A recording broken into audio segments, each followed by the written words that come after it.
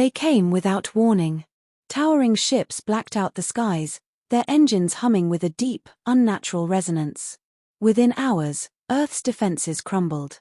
Military installations reduced to rubble, communication networks silenced, and governments rendered powerless. The invaders called themselves the Zephyr Dominion, conquerors of 100 worlds. They saw Earth as just another addition to their empire. Their forces descended in waves, armored and armed with weapons beyond human comprehension. Resistance was met with swift and brutal suppression. Cities became prisons, and humans became property. The Zephyr had done this countless times before. To them, it was routine. Another primitive species to break. Their methods were efficient. The first phase, psychological warfare. They broadcast messages in every language, demanding submission. Those who resisted were made examples of, entire towns wiped from existence. The second phase, control. Humans were injected with genetic suppressants, a bioengineered serum designed to weaken cognitive function, suppress emotions, and dull the instinct to fight back. It worked, at first. Humanity fell silent. Factories were repurposed for Zephyr needs, and entire populations were shipped off-world as disposable labor. The Zephyr were thorough. They crushed rebellions before they even began. They monitored every conversation, every movement. Drones patrolled the skies. The air itself carried the scent of submission. And yet, something lingered.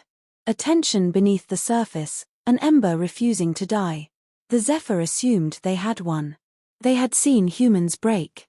What they hadn't seen, what they couldn't understand, was what happened when humans had nothing left to lose. It started small. A whispered conversation in a work camp. A stolen energy cell smuggled beneath tattered clothing. A guard found dead in an alleyway, his weapon missing. The Zephyr dismissed it as isolated incidents. Insignificant. They were wrong. Deep within the ruins of fallen cities, minds sharper than any weapon worked in secret. Scientists studied the suppressants, breaking down their molecular structure. Hackers infiltrated Zephyr networks, gathering intelligence.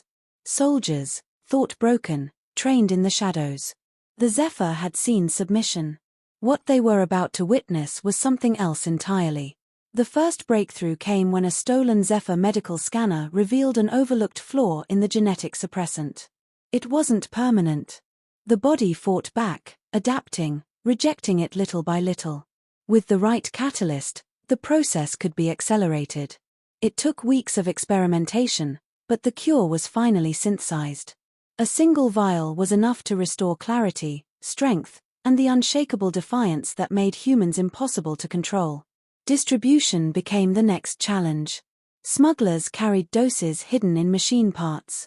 Medics disguised them as routine inoculations. Within days, the effects became noticeable. Workers moved faster. Eyes burned with new intensity. The overseers sensed it, an unease creeping through their ranks. Their control was slipping, but they were too arrogant to act.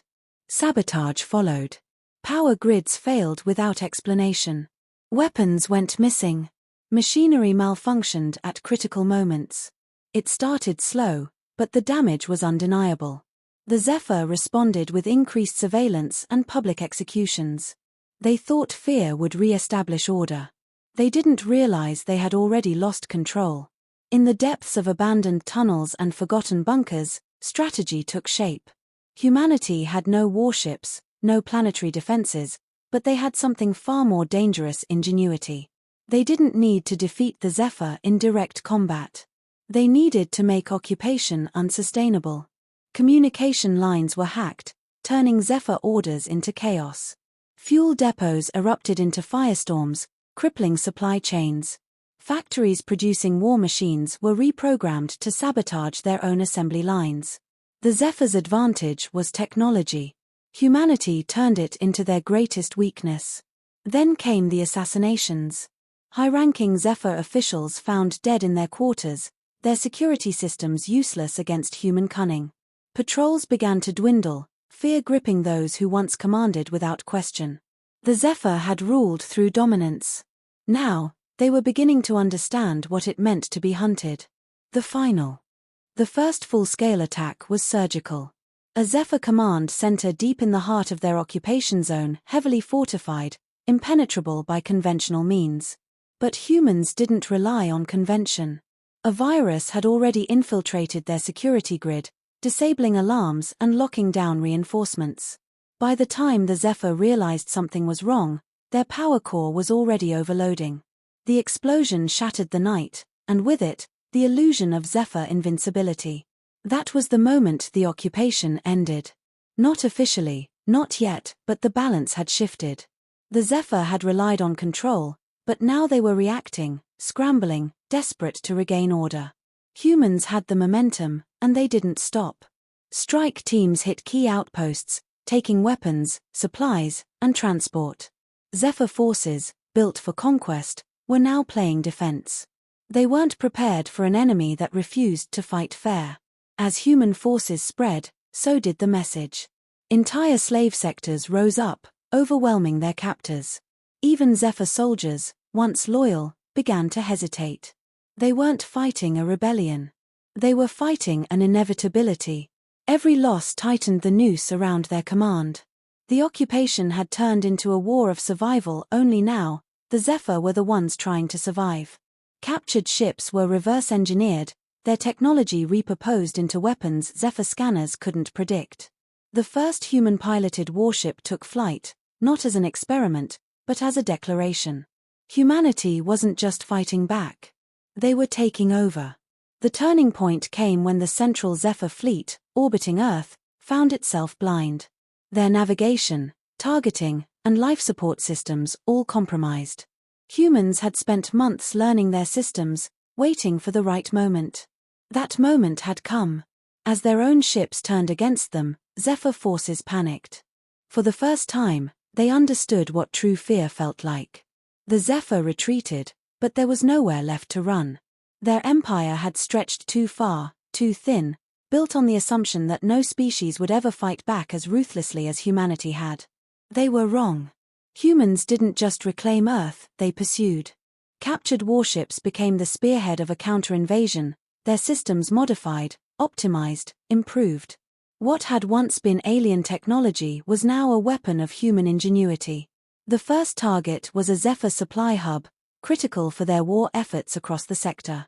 Human forces struck without warning, bypassing defenses they had studied and dismantling security protocols with ease. The base fell within hours. The message was clear: humanity was no longer defending itself. It was expanding. One by one, Zephyr-controlled worlds erupted into chaos. The same strategies used on Earth, sabotage, infiltration, psychological warfare, spread like wildfire. The Zephyr had built their empire on fear. Now, that fear was turned against them. Their own vassal species, once too afraid to resist, saw humanity's rise and followed suit. Entire fleets surrendered before a single shot was fired. Others tried to fight, but they weren't battling the same species they had invaded. They were facing something far more dangerous. The Zephyr homeworld was their last hope. A fortress planet, heavily armed, impossible to breach. At least, that's what they believed. But their systems, their defenses, their very infrastructure had been built on outdated assumptions. Humanity had spent years adapting, evolving, learning how to break them. When the invasion came, it wasn't a battle. It was an execution. The Zephyr Emperor, once ruler of 1,000 conquered worlds, surrendered unconditionally. There was no negotiation, no plea for mercy. The Zephyr had come to enslave. Now, they served. And humanity had taken its place among the stars. Not as the conquered, not as survivors, but as rulers.